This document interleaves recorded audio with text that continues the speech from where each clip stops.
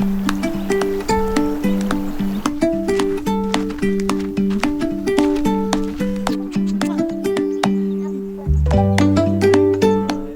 be spending the next few days hiking in Grand Teton National Park. It is our favorite national park, and it is Banks' first national park. He's just sleeping in here. But we're going to be doing some of our favorite hikes that are more baby friendly. We started off the morning at Schwabacher's Landing to see sunrise, which is one of the best spots in the whole park to see the sunrise. It's also a very special spot because it's where we got married. Yes, we love it so much. In the morning, you get like this most beautiful glow over the mountains. It's now past, it's like, I don't know, 30 minutes after sunrise now, so you can still see the mountains in the distance. But you definitely want to get here early for that sunrise glow, and definitely expect other people because it's a popular thing to do. So there's actually a few different spots along Schwabacher's Landing. It's kind of like a short path. I will say the beginning is obviously the most crowded, and as you go further back, it kind of thins out. Different and all equally good. They have different trees that kind of play into the scenery, and some are more open or higher up. I would definitely choose one for the actual glow, but then walk the whole thing, depending on where you chose. And it is really chilly this morning, as you can tell by Caleb's layers. I took my jacket off to wrap around Banks, which is why I am currently in a tank top. But it is absolutely gorgeous. I cannot recommend it enough. So this is the exact spot that Caleb and I got married 4 years ago. So this is obviously our favorite viewpoint at Schwabacher's. I'm laughing because we're walking like 5 to 10 minutes to our car with a completely empty, basically empty parking lot. All of this was parking on both sides, and we parked all the way back there. But everyone clears out right after sunrise, and we stayed a little bit longer just to enjoy and take some more pictures. So it's just funny how 10 minutes, 20 minutes can make such a big difference at a spot.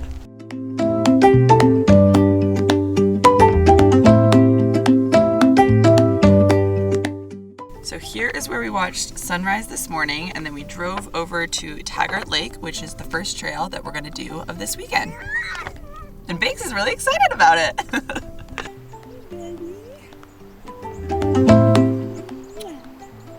What do you think? He likes the mountains. That's what I took it as. We got here around 7:30, and the parking lot I would say is probably about 80%, 90% full. There is some street parking, but just be aware this lot definitely fills up quickly, and this is on a weekday. Getting some hikes out of our little fridge cooler in the back of our truck to prepare for the hike. The views are insane from the parking lot. What do you think, Banks? What do you think? Ready for another nap. Our first trail of the weekend is the Taggart Lake Loop.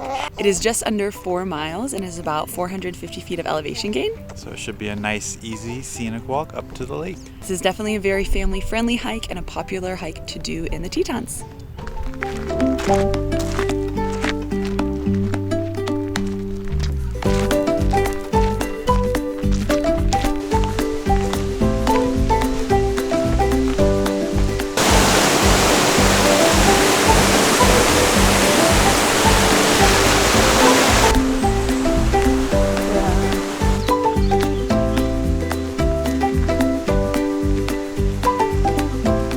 So a few tips when it comes to hiking with a baby is always allow more time than what you think you need for stopping for diaper changes, feeding, and honestly, if you're carrying a baby, you're probably going to be a little bit more out of breath than you were pre-baby.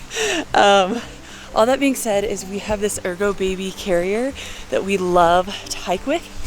Banks is 3 months, so he's a little bit too young for the Osprey Poco, which is like the backpack one. But one day, maybe next summer, I guess, he'll be in that. But for now, he gets some close-up snuggles. Yes, and this one is like a breathable mesh that we really, really like. So even on the hot days, he's got some airflow. Another thing is we try to always hike with him in some sort of organic bamboo fabric that covers both his feet and his hands.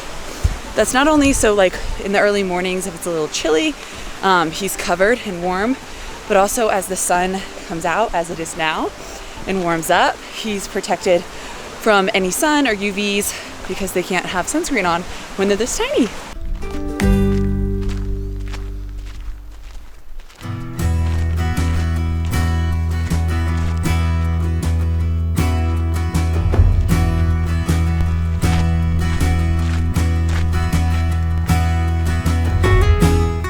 Made it to the lake.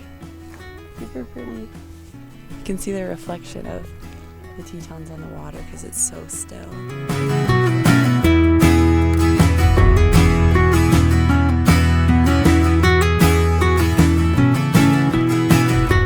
The shoreline is all in the shade and the mountains are in the sun. So it is a little too chilly for us to get in right now and take a dip, but this is a really popular swimming spot. I'm assuming later in the afternoon. Right now it's probably, 50 degrees in the air, Fahrenheit. But it just makes me want to jump right in if it was warmer. Found a spot for snacks before hiking down the rest of the loop. What do you got in your backpack? Granola bar is what we're starting with. Cheese and crackers, all the goods.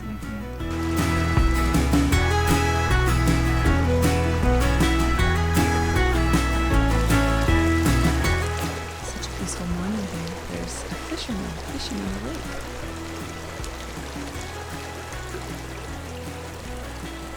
So we're on our way back down, and we learned that a lot of people actually don't do the full loop. They basically hike to the lake and then hike back down the same way. How much less did you say it was? 0.8. Yeah, so you say about 0.8 miles, I guess, but we wanted to walk around like the full area of the lake, so by the time we got over there, it definitely made sense for us to just continue on through the loop, and we wanted to see if there was any other views on this side. The return side of the loop, it opens up and you get beautiful mountain views over on the other side of the valley, which you didn't see before.